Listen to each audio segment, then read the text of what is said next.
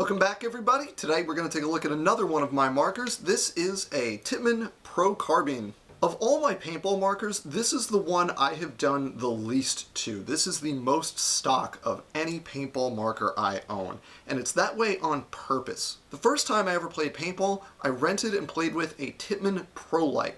The Pro Carbine is in that same lineage. I forget the exact order, but there was the Pro Light, there was the 68 Carbine, and then at some point in the late 90s you got the Pro Carbine. I actually think the Model 98 came out first, and that spawned the 98 lineage, but this is the direct descendant from that Pro Light line. So this marker, as you can see, it is very long, it is relatively heavy, it is, it's got the typical Tippmann inline valve setup, so it's not particularly efficient or anything, but this marker is so much fun to play with. I don't want to change it at all. I don't want to make it more efficient or low pressure or quieter or anything.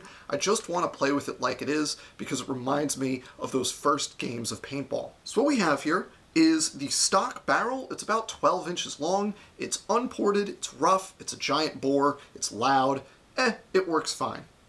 You've got the very cool foregrip here, which I really like, complete with the sling, which makes it easy to carry this when you're not on the field. There's an interesting feature here. It's kind of the ancestral state of the Tippmann 98 kind of drop-down elbow. This one has a little latch on the bottom, and you pull that latch and it slides forward. And that allows you to get into the chamber and clean it out if you need to. As always, I'm using my 12 or so round stick feed here because no need for a hopper, just go with the stick feed. The only actual upgrade I have on this marker is a rear velocity adjuster right here. The stock velocity adjuster is this screw down here that blocks the airflow like you see is typical on many Tippmann markers, but I prefer being able to adjust the spring tension, so we run this wide open and then adjust the velocity back here. And of course I'm using this with my 13.3K with the stock class tank cover, so I can even carry tubes on the tank. So when I use this, this is how I'm using it. I got one hand on the foregrip, one hand on the pistol grip. Couple of issues with this is that it's a very long setup relative to what I like. I like a shorter, tighter setup, but such is life with this Tippmann. That's how it goes. You also have the airline right here sticking out the side of the ASA rather than the front. If it was sticking out the front, it would mess with the sling mount, so you can't necessarily do that. But it does impact your wrist right there, so wearing gloves or pads is useful so it doesn't irritate the wrist or the palm of your hand. So these markers, they are bulletproof as far as their reliability goes. They're Tippmanns, there are only a few moving parts, it's very easy as far as replacement O-rings or anything goes. Probably the hardest thing to make sure is kept in good shape is that little orange ball detent that sits right in there. Those will wear out over time, so you have to have a few extras on hand.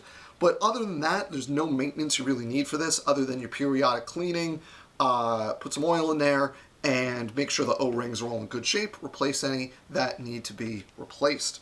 The fun of this marker comes from the feel. It's heavy, it's long, the balance is fine with this setup. It'll balance actually pretty close to the pistol grip with the tank on the back like this, so it's not bad as far as the balance goes. It's not what I would like, but there's only so much flexibility you have with a setup like this. But it has that delightful Tippmann clang to it, and if you've played with like a Pro Light or a Pro Carb or 68 Carb, you know exactly what I mean, that clap, clap, clap every time you shoot it.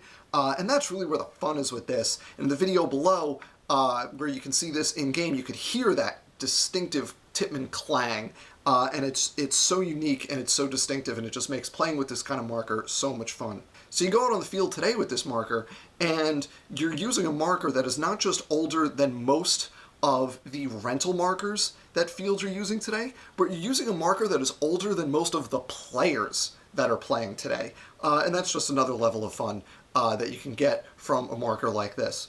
Another upside to a marker like this is that they're dirt cheap. You can get these in good shape for easily 50, 60, 70 bucks, in bad shape for 20 or 30 bucks a pop.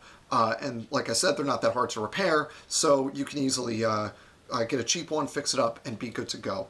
That's it. There isn't much more to say about this. I didn't do anything to it other than the RVA and just cleaning up the internals, making everything a little bit smoother.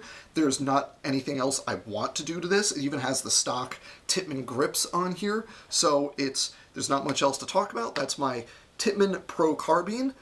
one of my semis, which I don't use that much, but is super fun and gets a lot of looks at the field.